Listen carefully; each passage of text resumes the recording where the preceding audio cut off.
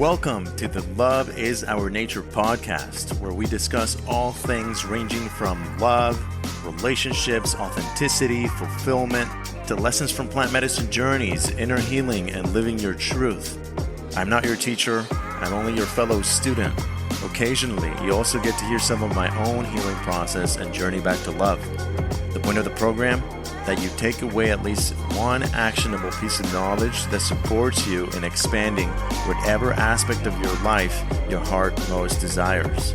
My name is Cesar Rodriguez. I will be your host, and I am honored to have you here. Happy listening.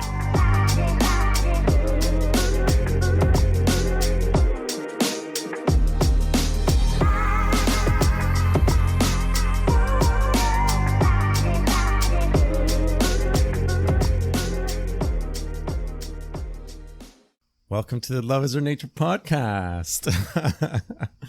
We're back for part 2 of this special feature with the one and only Ellanah Fawcett. How are you? I'm good. How are you? Good. How did you feel being interviewed yesterday? Well, that was yesterday. That was 2 days ago. It was nice. It was actually once we flowed into it, I was like, just... sharing and speaking, and time is passing and things are coming through, and it was beautiful as well to kind of receive a deeper insight, like a participatory insight into your world and what lights you up, and one of your creative passions too. So thank you for having me. Of course. Welcome back. The intention of this episode is just to share about what we have both learned along our journeys in the realm of relationships and love and romance, simply because it's such a rich topic, I feel. What do you think? No, I agree. And I feel like it's something all of us, like every single human from a young age is kind of like intrigued by that aspect of life, by romance, by connection, by love. Yeah. We all have our own journeys within that realm. Yeah. And, little did I know that probably the greatest part of what I set off to when at the beginning of 2021, went off to this deeper inner healing process. Little did I know it, like that a lot of it actually had to do with love and relationships, and the, I don't even know what to call it, like the skewed radar that I had, or the maybe uncalibrated compass that I had in guiding myself in love and relationships, and it was quite a journey, quite a process, all of 2021, particularly those first few months, just mostly alone, spending time with myself, which was a new thing for me. And I'm actually inspired to share with you and here with everyone as well. One of the things that came through for me in the ayahuasca ceremony I was in December of 2020, that was one of the catalysts for this deeper dive into inner healing. Would you mind if I share with you? Definitely. I actually have my notes here. I'm going to pull them up every now and then. And when I'm in a plant medicine journey, I'll have a clipboard there, because sometimes stuff just starts coming through. And a very interesting thing happened at one point here where I was making some notes, and then I feel even funny saying this, but at one point it was like something started communicating through my hand. Like, meaning like through the writing, like my hand was just moving the pen on the paper. You're channeling. Yeah, I guess so. That's what it's called.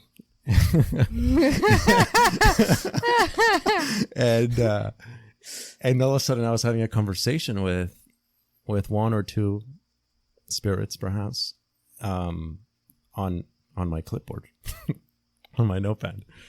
So I'll start. At first it's just me, and then I'll kind of just jump back and forth a bit, because these are my raw notes, so it's not, I don't know how much sense it would make if you just were to read it straight, but I'm going to just pick up right from there. I mean, right from where it makes sense. Dance teaches focus, especially mindful dance, that dance with source and source energy. You also get to flirt with it and keep the human ego satisfied. For Caesar, parentheses, he has a lot of energy and he needs an outlet. Dance is the outlet. And then this is when something kind of starts speaking to me. Caesar, listen. When you dance, flirt with spirit. Flirt with me. And then here I put Caesar colon, because I'm like, I need to capture that this was me saying the next part. Caesar colon, who is me? She said, flirt with me. Then she says, I put she colon, I don't have a face. You've tried to find me in other women, and that is where you are foolish. You won't find me in other women. You will only find me here, within you. And Caesar says, but I miss you when I'm out there alone. She says, that's only because you haven't learned to slow down and realize that I am with you always. There is no alone. And Caesar says, wow, so I just severed my connection with you? She says, yes. Then Caesar, who are you? She says, hello, you can't ask that, silly. I am mysterious by nature, so you will never know me. All you need to know is that I am with you always. And then she goes on to say, divine male moves with assertion. Keep me not wanting you to is the dance. By the way, please ask anything, but don't ask for no dance. I dance by nature. I say I don't want you to by nature. I want you all for me by nature. Yes, I know I shouldn't want you like this, but I am a female. I am the divine feminine. And that, as that was being said, now this is me talking, I was thinking of past relationships where I experienced my former partners like always wanting more from me, like more time from me, more calls from me, more texts from me. When she says, I say I don't want you to by nature, it's like things like I wanted to go spend time with other friends, sometimes female friends, and I think jealousy would arise and things like that. And then she says that that's part of this dance. And I remember in this moment, as that came through, I was so moved because that was a pretty rich experience. I'm just giving you the words that came through, but it was quite an experiential thing that was going on. It's like I could feel her as I was writing for her, and almost feel like almost like see her emotions, and sometimes my face even made like her emotions as I was writing. So then I say, thank you for showing me your pain, Divine Feminine. I want you to know I welcome these moments, the opportunity to be with you, to hold you, to remind you that everything is going to be okay because I'm here.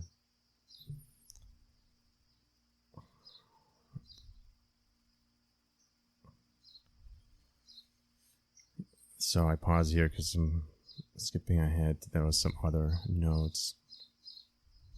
And then I was thinking of how I relate to other women, and other people have even told me that I'm quite flirty at times. So then someone here says, yes, flirt, but never cross the line. And she says, you only cross that line with me. Not even with her, parenthesis, your partner. You can't possibly expect her to be like me, the Divine Feminine. It's okay to want her to, because you're human. Just understand she won't. Honor her, praise her, for she lifts you. I will even show up for you through her. But I am not her, and she is not me. And you will always want me. Listen, that doesn't mean leave her. Your place is with her. We go back to this dance. That is the dance of divine masculine with divine feminine. She will want you all for her. She will flourish with you. Please, Caesar, stop expecting her to get it all together by herself without you. Your place is with her. That's nature. She shouldn't be by herself. The divine feminine understands. She says, I know I can't have you all for myself, but I want you all for myself, and I can't help it. That's nature. She goes on to say, stop expecting the divine masculine not to have a journey, for he is human in this life, and yes, he has a journey, meaning things to learn. I think I was speaking to like how hard I was on myself too for maybe not honoring the women that I'd been with when we were partners, you know, and being tempted with the thought of like, oh, the grass is greener on the other side, and maybe not navigating that in the best way. So that was, I guess, like a nice thing for her to say, when she said, stop expecting the divine masculine not to have a journey, for he is human in this life. And yes, he has a journey. Then goes on to say, Pachamama allows you to flirt with her with your every step. Honor her. And then it hit me in that moment too, like, wow, we live on this beautiful planet, and maybe she's like this huge female that loves us, that provides everything that we could possibly need: air to breathe, water to drink, food to eat, and doesn't really ask for anything in return.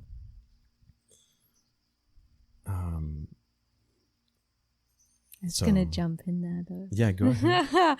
There's something as you were saying that though, like how she doesn't ask for anything in return, yet when we give her that flirtation, when we give her that presence and that honoring, she flourishes even more. So we build an even more like bountiful and fulfilling relationship with her. Like she can survive without us, but there's like this flourishing that happens when we come into like true loving relationship with her. Yeah, definitely. It's very beautiful. Yeah, and definitely as a collective, I think we definitely need to take care of her too, right? But it's not like she's asking us to. It's not like, oh, I'll give you these apples if you take care of me. It just gives us those apples because it's its nature, right? And perhaps we're a bit disconnected from our nature, which our nature would automatically have us honor her and take care of her. So then someone here goes on to say, your ego wants to say, but, I want more than just her. Caesar, it's okay for the ego to say that. Tame it. That is part of your job. You and me now allowed it to have its way and roam free. And look at where it's got you. And that, just for, I guess, more context, look at where it's got you, meaning like with a lot of pain and heartbreak, you know. And then, can I ask a context question as well? Were you still in your previous relationship during this journey, or that had finished? No, that had finished. I'd been single now for a year, maybe a year and a half, maybe 2. So it goes on to say, one woman will be your nurse. Honor that. Honor her. There's something to this word nurse that I think we could dive into a bit more in a moment. Honor that. Honor her. She has her own journey. And I will never understand.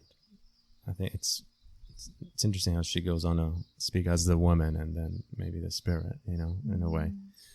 She has her own journey and I will never understand. Honor her, thank her. The dance is part of your human nature, and both of you need to learn to be okay with it.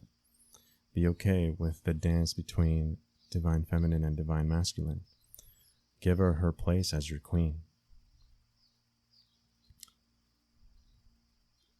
I think I paused there for a moment. I was quite moved. And then after reflecting, I think this is kind of like my ego speaking, maybe from a place of its frustrations again. In my notes, I go on to say, female, woman, you can't expect your man to satisfy your every want, for not doing so is his nature. Honor him when he does. The divine feminine has to learn to choose her heartbreak. She aches. That is her nature. And that is why she needs you. Her nature requires having you by her side. I think that was actually not me. Then this is me. Caesar says, I am afraid to end the mystery. And then another spirit says, it says them, : the one pursuing the mystery is the wounded child seeking compensation. Only you alone can give him that love and nurture. Go do your solo dance. That's what she admires in you. The mystery will never end. It is the juice that keeps the human ego alive. And then I go on to say, here's what you don't understand, woman, and maybe you never will. Either way, here's what I would like you to understand, that I am here for you now, and I will never leave you. Yes, I will go sometimes, and flirt with her and with others, her meaning the divine feminine spirit at this point. But I will never cross that line with her or with anyone, that line that I only cross with you. That line, the line, which when I cross it, you get to be my nurse and nurture me. You might not understand that, and you probably never will, but that's part of the dance. Dance with the agony, dance with the pain, dance with the jealousy, for that is what you came here for, to dance. Just don't expect me to make it all go away.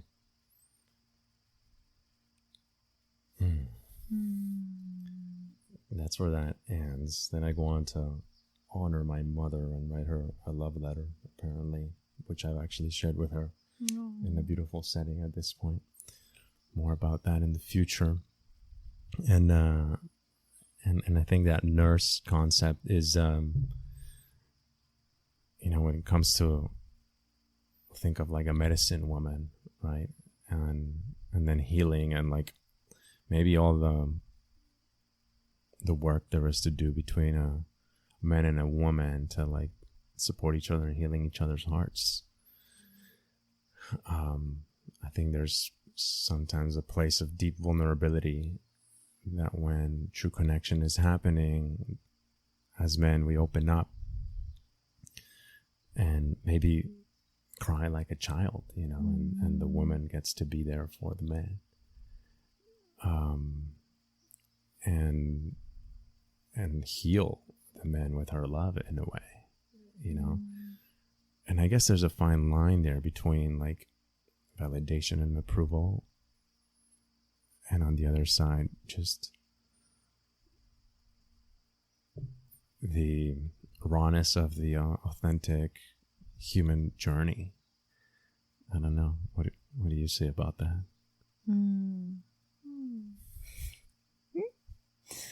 What do I say about that? I'm still kind of in the... Yeah, there's a lot there. I was getting so lost in the beauty of that story.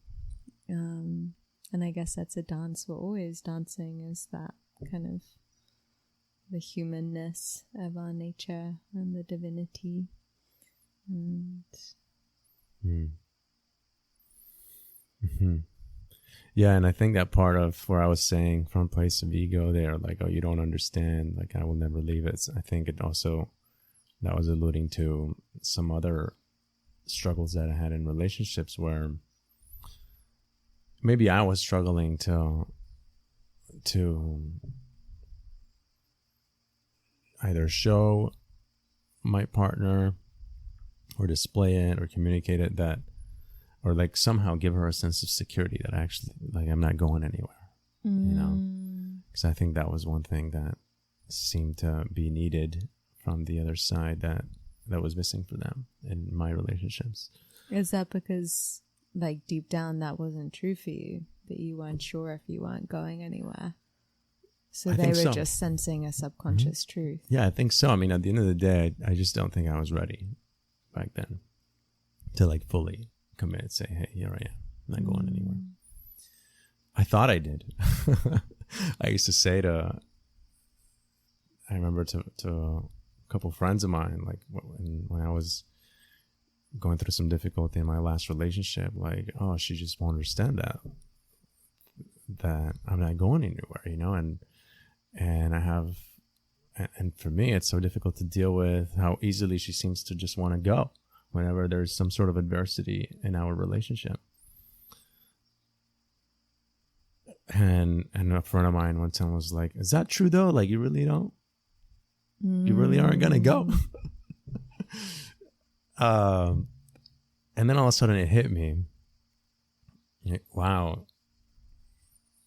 I kind of called my own BS. I was like, you know, I say that I will never leave. They don't have to worry about me leaving. But sure enough, there's a caveat there, which is that if you try to leave me, like, then you're dead to me. All of a sudden, like, I take my heart away, my love away, and I would have a really hard time bringing it back.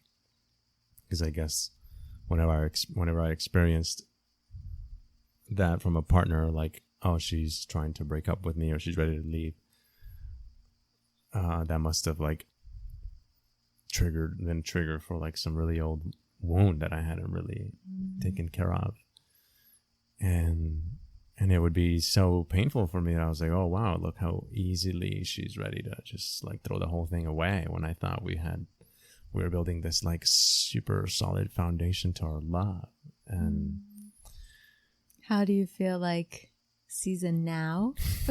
Oh, you're interviewing now. Integrated all these lessons and kind of has been on this journey. What advice would you give to that younger Caesar in those moments now from this new perspective?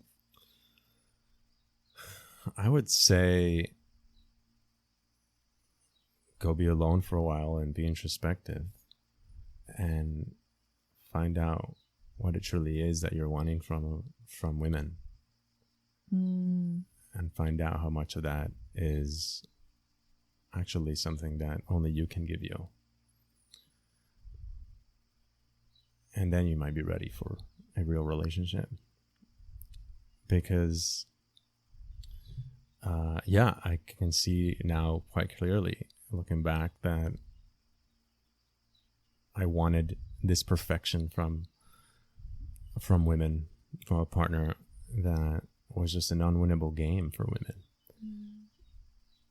And it needed to be all this perfection because it was never about a relationship or about them. It was more about me, like wanting to know that I'm worth something, wanting to feel that I'm worth something. So I hadn't dealt with all the sense of worthlessness that I had for myself. And I was trying to get another woman to prove to me that I'm worth something. And the moment that she treated me as anything less than the Prince Charming, I was like, oh wow, this must not be it. And I would leave. Because it was painful for me to see that reflection of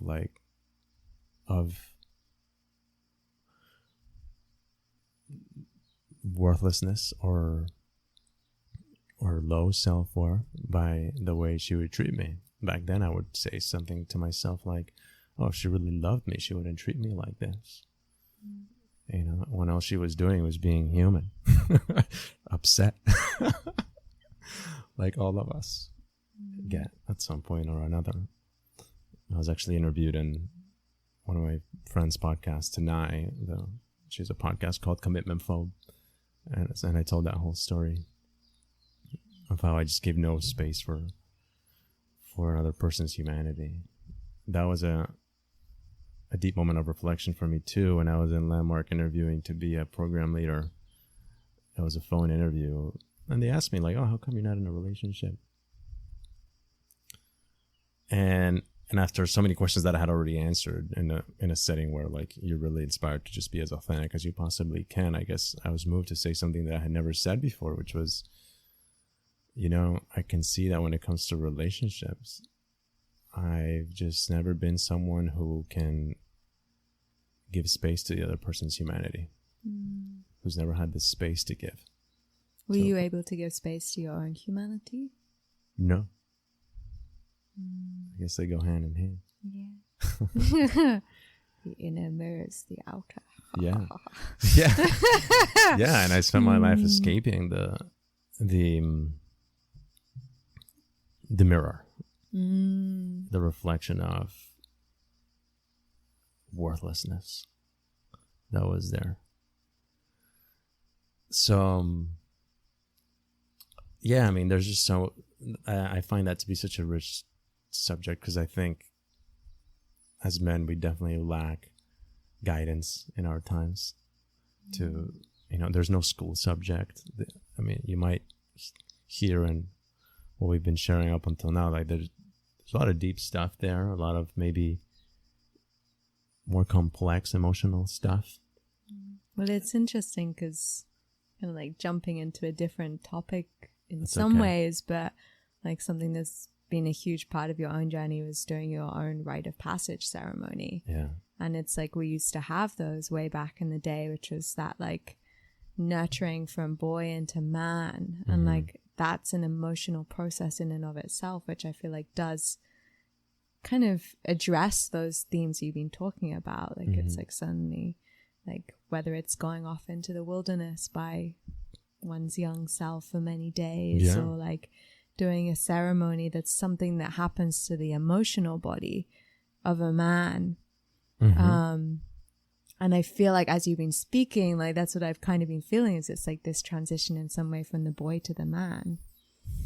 And Yeah, and perhaps it starts with a mother wound, right? Because we're little, we come from the spirit world where all there is love, and then we come as this little spirit into a little baby body, being used to like just love, and then all of a sudden, boom, like there's flawed humans trying to raise you, you know, and the projection that we have of like God, divinity, and infinite love that we put onto our parents.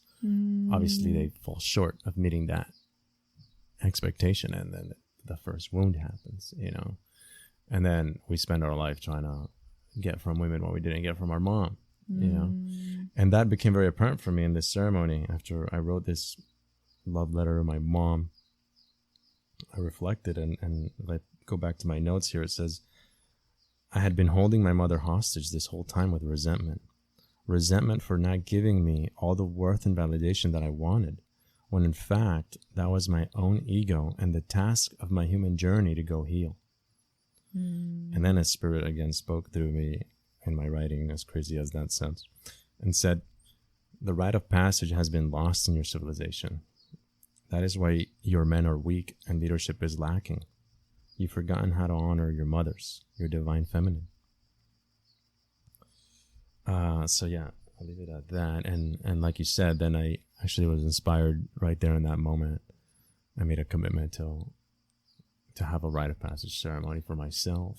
And if I happen to feel strongly that it made a difference, the process leading up to it, and then the ceremony itself, because the process leading up to a rite of passage ceremony is probably even more important than the ceremony itself.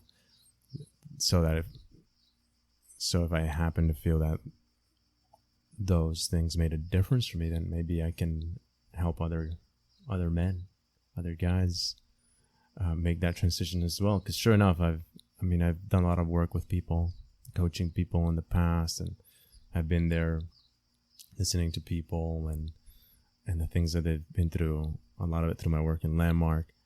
And also I've been very social my whole life. I know a lot of people, and one of the things that's for some reason, for whatever reason, tugs at my heart is hearing stories from women of like the things they tolerate from men. and then I often hear from other men how much they had a hard time just like being that steadfast, unshakable rock of love that the woman needed, you know. So yeah, it's definitely a work that I'm inspired to dive into, to do with other men. Just started the men's circle. Yeah. That was really awesome. But anyway, we're 30 minutes into the episode now, and I feel like maybe we went sidetracked. But in fact, I think, to be honest with you, I never shared that with you, but I think that right there, that night, December 19th of 2020, if I'm not mistaken, that's really where the first seed got planted, which it's sprouting is actually what gave way to what I'm able to have now here with you. Beautiful. And you went on to do a period of celibacy after that as well. Yeah. Well, oh wow, you really want to go there? Well, I think that's like a super important. Yeah, it is really chapter important. in transformation. And Yeah. I would say listen to episode 4 of the Love is a Nature podcast. So you can hear all about that. But in a nutshell, yeah, I left Landmark after seeing that there was a huge blind spot of pain that I hadn't seen with those tools, and went to spend just time on my own. And after about a month, just under a month in Costa Rica, through guidance of the universe, pretty much magic, I would say, I wound up in this breathwork ceremony. Well, this breathwork, what do you call it? I don't know if you call it a ceremony.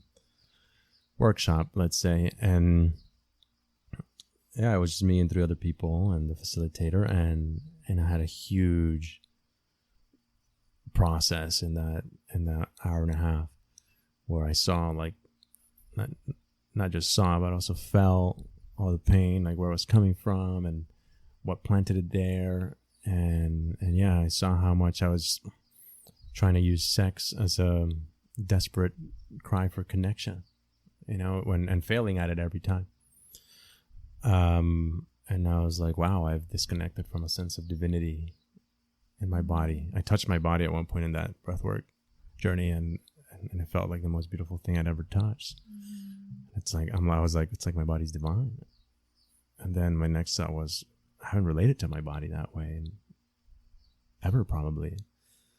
And when I've connected with other women sexually, sure, I've tried to honor who they are, but at best what I've done is just respect them. I don't think I've seen the divinity in them and really honored the divinity in them.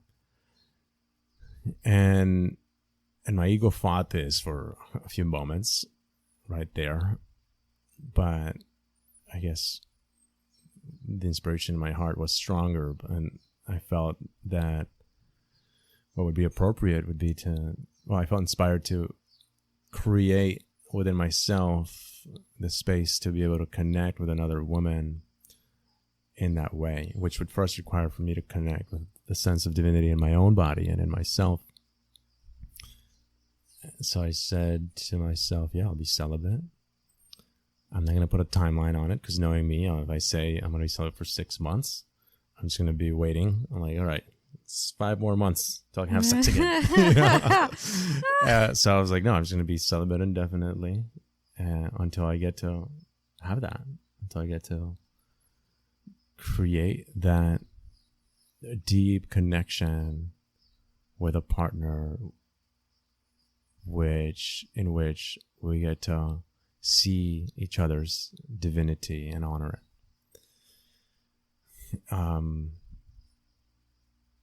And again, my ego was like, wow, like here I am in Costa Rica and these beach towns with all these beautiful women. Like that was such a bad idea. But as time went on, the more it felt like that was actually a great idea. And 6 months later, I was meditating, and my experience with myself was like night and day. There used to be this incessant voice in my brain whenever I was around women, like that would just try to plot how I would get to sleep with one of them. And putting condoms everywhere, my briefcase, my car, my wallet. and yeah, I even spoke to a friend about that. Like, wow, am I, do you think I'm leaving women with the sense that like I'm treating them like a piece of meat? And she just looked at me. She didn't even answer, which felt like a yes. So I was like, wow, I never wanted to be that person or that guy. So anyway, all that just simmered down completely, disappeared. And I just felt like at peace within myself. I saw other women as humans, as beautiful beings. And then I declared my celibacy complete. I was like, okay, I'm done. But sure enough, even though I kind of removed the lid to my sexual energy, you could say, and there being no shortage of opportunities to have beautiful sexual connections with amazing women in Costa Rica, I didn't. I just wasn't inspired to. That was so instilled in me at that point of creating the space for the type of partnership I had envisioned. In fact, I was inspired by that idea of, wow, what if I just only put energy, attention, and focus, and time even, into creating that which I really want. Because I think as men, sometimes, maybe women too, sometimes we like to mess around with the idea, okay, well, I know that I want like a beautiful partner, like committed, beautiful partner, but while that person's not here, I can mess around a little bit, you know? Did you know what you wanted at that point? At that point, yeah. Yeah. Let me see, we're talking July. I know there was one person that you know, beautiful friend of ours, that I got to connect and explore things with. And actually, that was when I was still celibate. So we kept it that way. And after we were done, which was like a 3-week period, I had to really sit with, okay, why is this not it? And then I walked out of that really knowing what I really do want. And yeah, then I just didn't look sideways to anything other than that. I felt like when the time was, when that arrived, I would know. And my brain would sometimes try to figure things. What my brain does, it just tries to figure things out all the time. So I would try to figure out, like, okay, well, maybe it's that person over there. Maybe I need to try and make something happen. Maybe I should ask that person out on a date. Maybe I need to rekindle things with my ex, or maybe my other ex. Maybe she was the one this whole time and I just wasn't ready. Maybe now I'm ready, you know? And thankfully I learned to catch myself, to catch my brain in that figuring out mode. And this thought felt inspiring for me, that at some point it arrived, which said, when I won't need to figure anything out, because when it comes, it'll be inevitable. And I'll know. So if it's me trying, then that's me trying. That's not it. So it was kind of like this surrender and this letting go. And I was like, okay, the universe is just gonna, I don't know, put it in front of me and it'll be inevitable. Yeah, I laugh because I think back to our first connection, which I guess we'll talk about what happened, you know, not just all the deep shadow work. But yeah, anyway, that's plenty about me. It's not about you. You're so naughty. As you always say, having me just tell everything. Well, no, that's fine. Thank you for asking those questions. That was something that I actually been meaning to share. And yeah, it was beautiful to kind of bring back that journey and reminisce on it a little bit. It was a beautiful time. So what would you say was some of your process leading up to being ready for love truly? But I think underneath it all, it's like a similar theme, which is what you spoke about, is learning more self-love.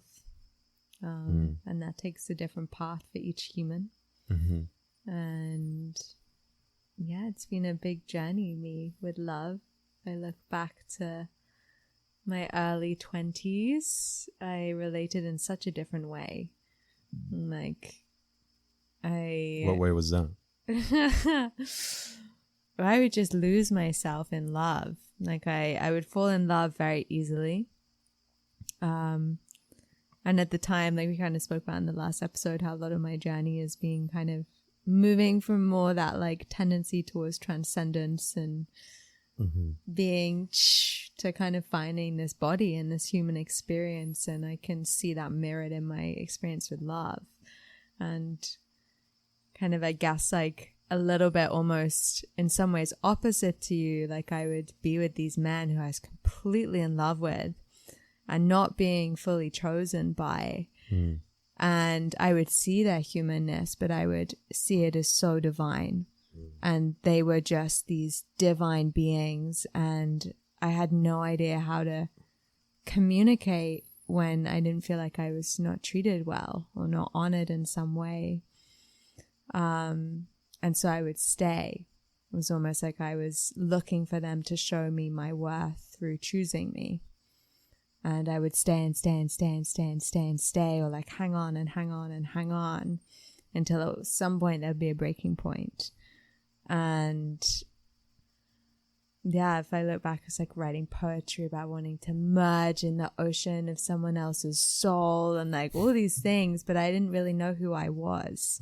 So I also, how can I speak to my own needs and my own self and create boundaries and co-create if I didn't have any structure, any solidity within myself?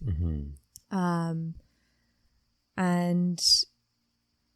yeah, I think it can also see parallels to my childhood and my own parents. Is like, yeah, just choosing all the time and falling very deeply for these men who didn't choose me because they were also devoting themselves to something else in their life. And I think we actually spoke about this in our own conversation the other day, and you referenced yourself how it's like beautiful how you actually have both. And I don't think both what? Like the ability to be really devoted to your path, yet also devoted to a relationship. And I didn't really know or had seen that as possible when I was younger. So my heart was kind of torn to pieces over and over again in my younger years. And then I finally had a relationship with a man who was choosing me, but that was too overwhelming for me to have someone actually like, hey, I want you. And like actually like could see you as my wife and having children with you and like creating a life together. And so I ran. I was like, whoa. Like, but there's no pain. There's no like longing. There's no like distance and trauma and all these things. This is too much. No. I'm done. Nice. And at the end of that relationship, I actually decided to go on a journey of conscious celibacy as well. Hold on, but what? what was it though that would come up? Like if you look at that mirror, that would have you say like, "Whoa, this is too much. There's someone choosing me." Well, within myself, I wasn't actually sure if I wanted to fully choose him. So there was also some of my own. And I wonder if I look back then, maybe I was choosing men who weren't fully choosing me in many ways, because maybe on some level I wasn't ready to choose a man. So you were choosing men that that you weren't really gonna fully choose? I don't know. If you would have asked me, I'd chose him in my full heart. Like, I remember after one ending with this man who was like, he's been probably one of the most pivotal men in my love life of when I was younger. And I remember grieving him, just like my friend Daisy, who was doing like her cacao dance training. And I remember just being on the floor, lying on my belly, like howling in tears in this cacao ceremony, and like seeing all these past lives and and feeling, but for some reason I kept choosing men, and after him 2 other men came that was like a different story, but same thing, incredibly intense, deep connection, but then not being fully chosen. But I also didn't have any communication skills back then. Like I said, I didn't know how to communicate when things came up, to set a boundary of how to be treated, but I also didn't know how to fully communicate my own love. It was like, I think especially after that relationship I just mentioned, that really broke me on a very deep level in my heart, that then was also like a little bit of fear of like not wanting to share the extent of my love for someone in case they didn't want that, in case that would be a burden on them. So maybe I'm being hard on myself in some ways. I think the last one I was talking about, where I was being chosen, a lot of it was also because I wasn't sure. Yeah. And so it was kind of quite intense to have someone really choose me and me not be sure, and my intuition was telling me no. Yeah. And I do believe that that's something very big that we all have. And that was part of why I then chose to go into celibacy, was I was like, okay, I haven't been listening to the intuition of my womb, and I need to start to listen to her of what is a yes, what is a no, as well as begin to honor her. And I'd had the most beautiful sexual relationships with these men, but then the safety hadn't been there outside of it. So I felt very honored in sexual union, but not in the rest of things. And it was about trying to find then the voice and the boundary of my own womb, my own yoni, of like, okay, like, yes, you're being honored, your beautiful body's being honored in this moment, but is the honoring there outside of this? And is the safety there outside of this? And if I really tune into the deepest part of my womb, what is she saying? Like, does she feel safe? Does she feel held? Does she feel truly honored? And did she? Well, since then, now I've been much better at saying yes, no, about making sure that that's there. I explored with a few lovers then later in that time, but I think I had something, it was like, it's a long time. I can't remember how long I did without like exploring penetrative sex with someone. It was over 2 years. And I knew then the next time it was with someone where a relationship had been defined. So I felt safe in that way. But it was also beautiful in that time to explore how you can share love. Like I fell in love in that time of celibacy with someone, and I think we only kissed. But there was a very deep respect and like a speaking, and so you could call that more like maybe not love. There's so many different expressions of love, like connection, infatuation, but seeing the divinity in another. And so exploring how connection can be built and explored without sex as a foundation for it. And that sex is like this incredible way we get to express our love and explore and deepen and honor one another and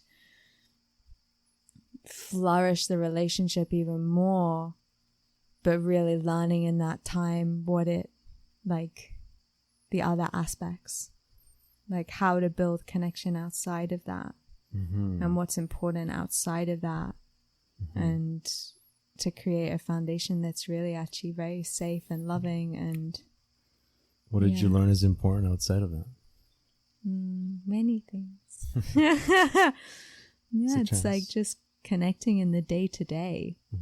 And like really, so if I also look back, like I was always very interested in the men's lives who I was connecting with.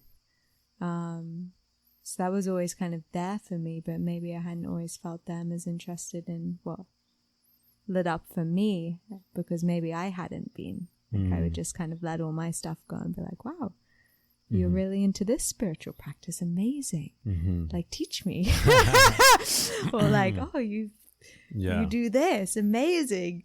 Teach me. And so to begin to find how to share myself, actually, which involves a journey of knowing oneself. And so that was very big. And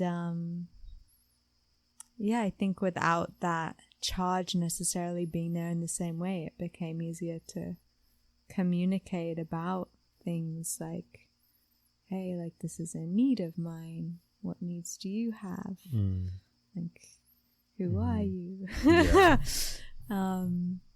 So I guess more just like the day to day and the connection of heart. Like the heart energy is so strong. Like if we build our heart field, it's amazing. Like you feel someone walk into a room when they built their heart field, and it's like, whoa.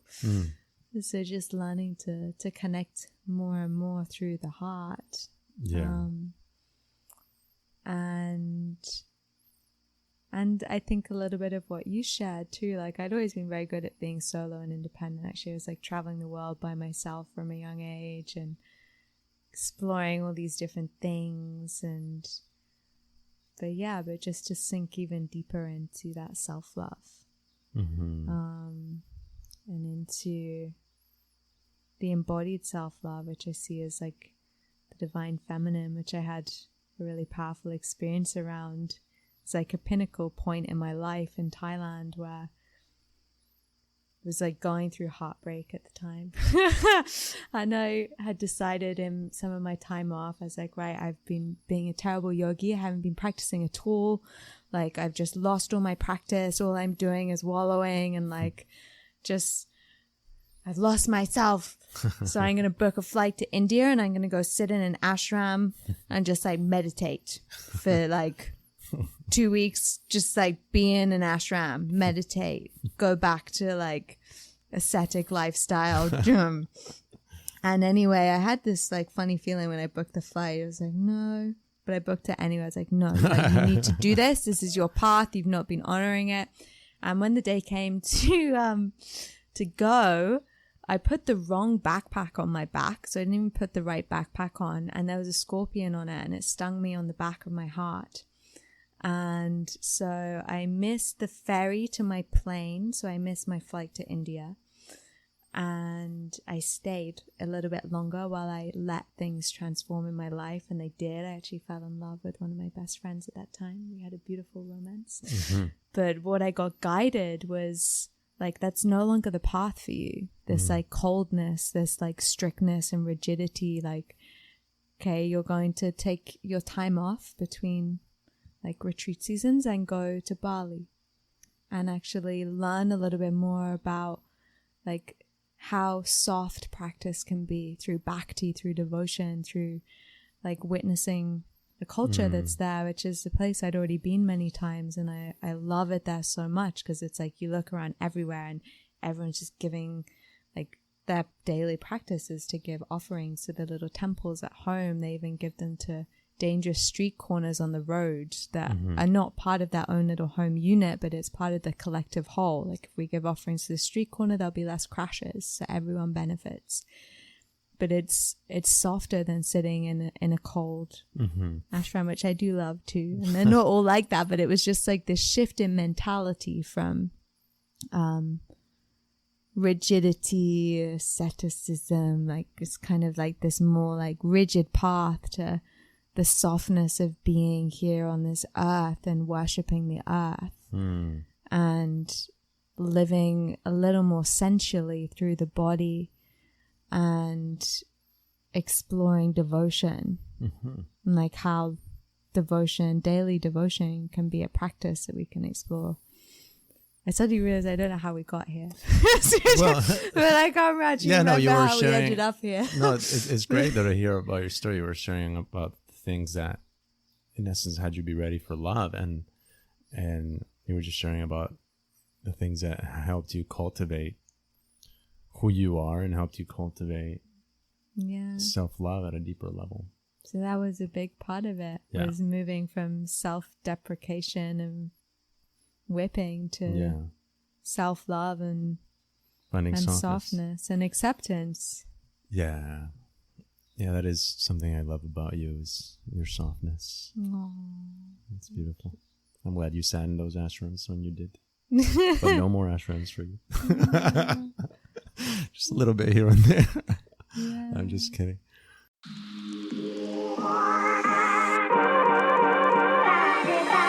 That is all, folks. I hope you enjoyed this episode. Thank you for being a valued listener. If you haven't already, remember to subscribe to the podcast in whatever your favorite platform is.